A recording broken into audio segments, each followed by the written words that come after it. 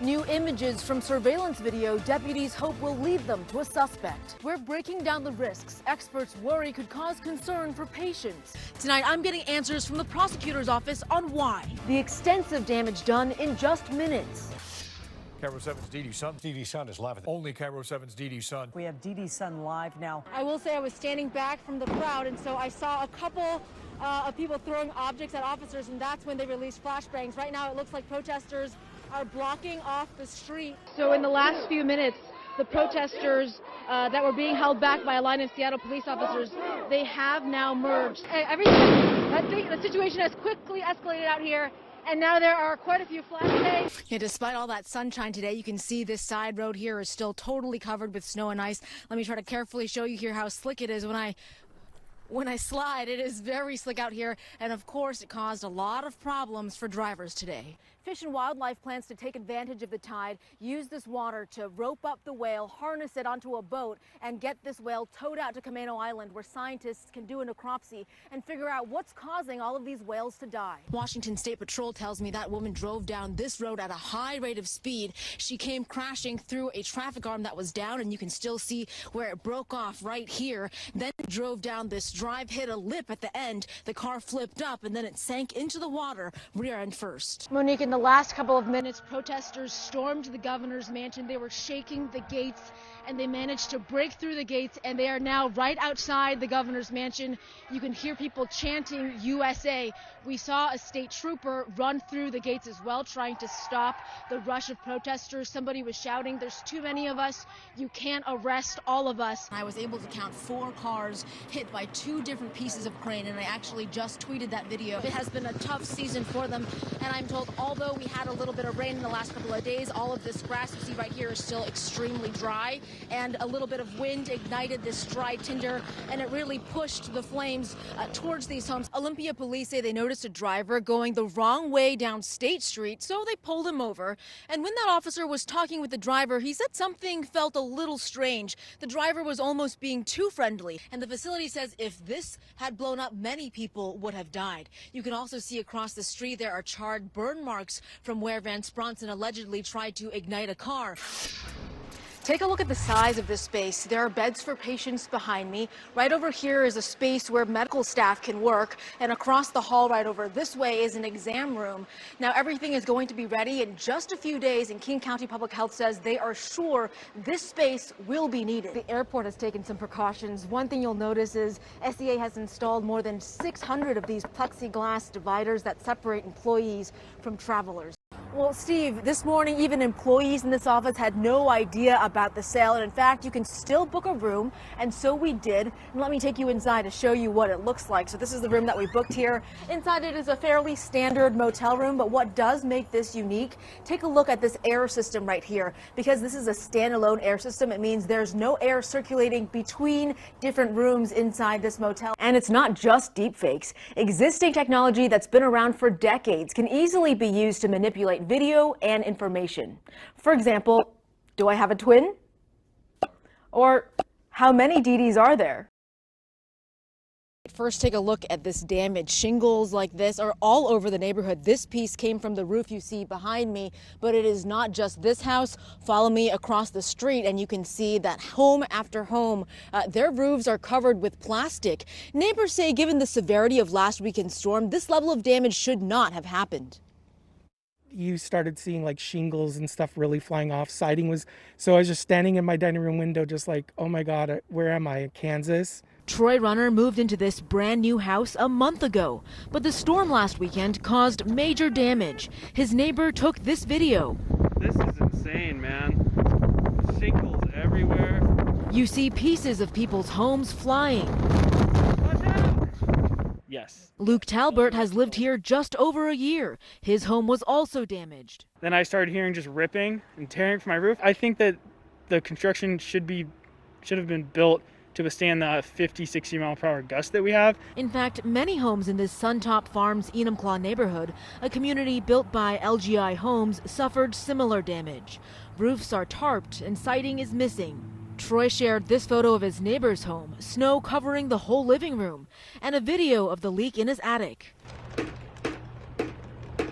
There was just buckets of water coming out. and it's just coming from the ceiling because we crawled up in the attic and it's coming through the walls. Homeowners say the houses less than a year old are still under warranty, but Troy is worried he'll be the one on the hook. We got a call from LGI's warranty company saying they weren't going to honor the warranty. That was an act of God, and that to call our independent insurance company, which I didn't want to do because that increases your rates, it puts it back on you. I reached out to LGI's corporate office in Texas. They did not return my emails or calls. The company has a local office in this neighborhood, and a manager there said he has no comment. Neighbors here are calling on LGI Homes to fix the problems. You're building homes all across Washington. Like, how hard is it to do what's ethical?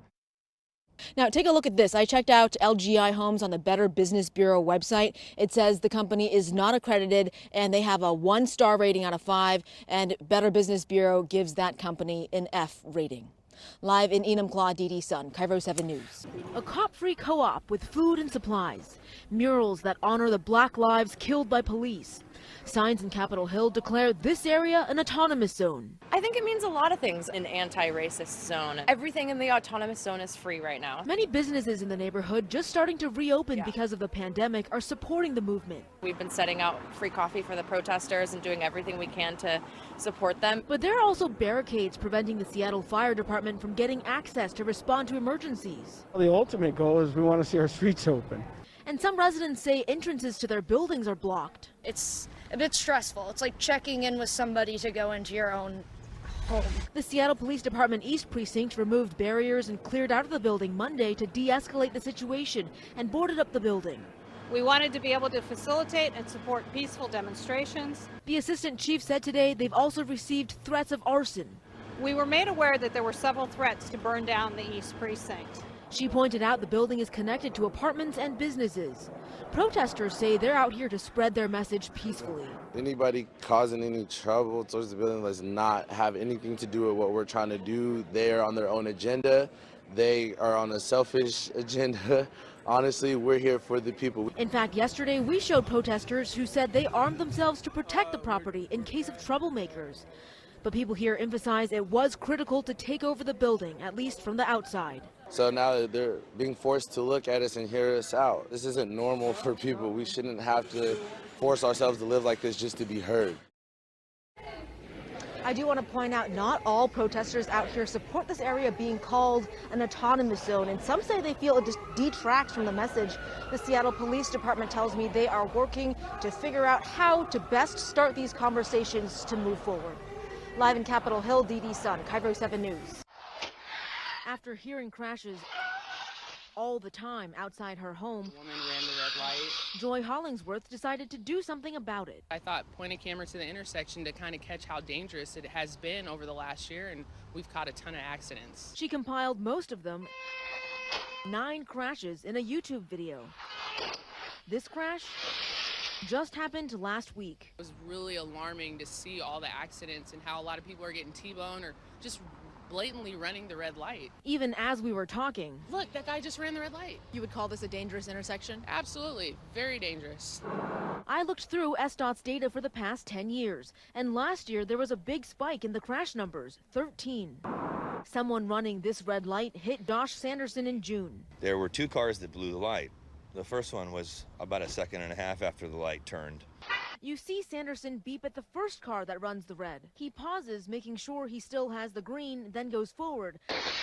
But this truck also runs the red. I was pretty shook up for weeks after that. Hollingsworth has some ideas on why there are so many crashes here. She says one is speed, but she also says recent SDOT construction that narrowed 23rd might have played a role. So to shrink this to one lane is very difficult for people. She tells me with every accident, you hear those screeching sounds and the horns, you know, your heart pounds. And so she's calling on the city for improvements. I'm not an expert, so I'm putting in the hands of the city and the engineers and the people who get paid to do that, but hopefully that they change and make this intersection just a little bit more safe.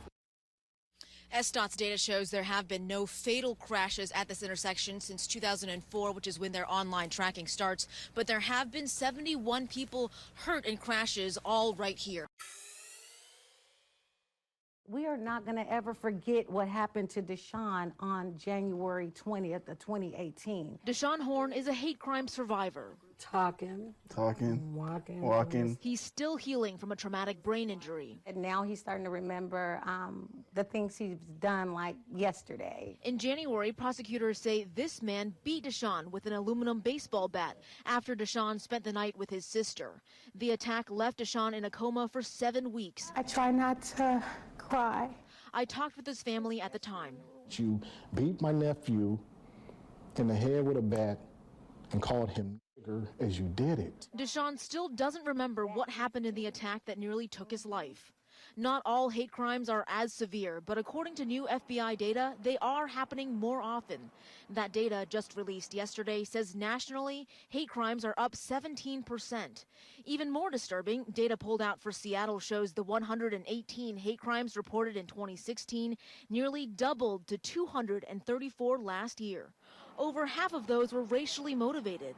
I sat down today with the FBI Seattle branch. The FBI doesn't analyze the data or provide insight on why there's a spike, but wants to assure the community it's paying attention. Well, the hate crimes continues to be a top priority for the FBI. Here, naturally, there's concern because it is a diverse community, and we take the protection of civil rights very important. That's a top priority for us. I combed through the FBI data on hate crimes for the past 10 years and found nationally reported hate crimes have generally been on a downward trend since 2007. Then it starts ticking back up in 2015, and you see that big spike between 2016 and 17. Local vulnerable groups say they've noticed. We get more and more phone calls and emails, people that feel afraid, people that have experienced some form of hate or discrimination. Elaine Wiley is with Seattle's Gender Justice League. Why do you think there is such a big increase just in this past year? The rhetoric that is infecting every part of the nation around who is allowed to be an American, who is on the OK list, has narrowed. And Seattle's immigrant and refugee advocacy group One America agrees national politics are playing a role. Our demographics, not only in Seattle but in South King County, are changing, and that potentially is creating fear. What we're hearing from people in the highest levels of leadership is division. For Deshaun's family, the statistics are alarming. There's not enough being done. Definitely not enough. They say to stop the trend of rising hate, it's going to take individuals like you and me to step up when we see something. Stand against hate crime. We have to make a stand against it. You see something happening, get involved. The FBI says something good is happening. More of the hate crime that happens is getting reported to them, which could also account for some of that spike in the data. We want them to feel comfortable reporting to law enforcement so that we can diligently look at these incidents and ensure that we're protecting the civil rights of Washingtonians. Still, the Department of Justice says a majority of hate crimes go unreported. About 54% are not reported to police. Now, in the case of Deshaun Horn, the suspect accused of beating him, his sentencing will be this Friday, and I'll be there in the courtroom. Live in Auburn, Deedee Sun, Cairo 7 News. Tires spinning, people sliding, a snowplow pushing this Walmart semi-truck, and many struggling with snow chains. Have you used chains before? No, I've never done it before. Heavy snow brought traffic to a standstill on I-90. Well, this is madness out here. How many people do you think you saw just stuck? Probably like 100. Cars are everywhere. There's semis jackknifed back there. We saw cars totally horizontal, blocking traffic. Semi-trucks that didn't have chains on started peeling, burning out, and then sliding backwards. It was pretty scary. People got creative. This person sat on the hood of a car to weigh it down for more traction. The engine gunned so hard the car backfired. The snowstorm Friday night caught many drivers off guard. I was trying to go to Spokane and I didn't expect this to be this bad. It shut down I-90 in both directions, but everywhere Good Samaritans helped others in trouble. A truck driver helped this young woman with chains. My car just started going from side to side. I couldn't get any traction, so now I am here getting help from nice strangers. This Kent resident teamed up with these brothers from Spokane to push out stuck cars. Go, go, go, go, go! Woo! Don't stop! Again? Come on, go for it, you got this! and again. Oh, we're on our way back from Thanksgiving dinner. We're out to Spokane. And you got another one. You got another one here. Go, go, go. Sending those stuck back on their way.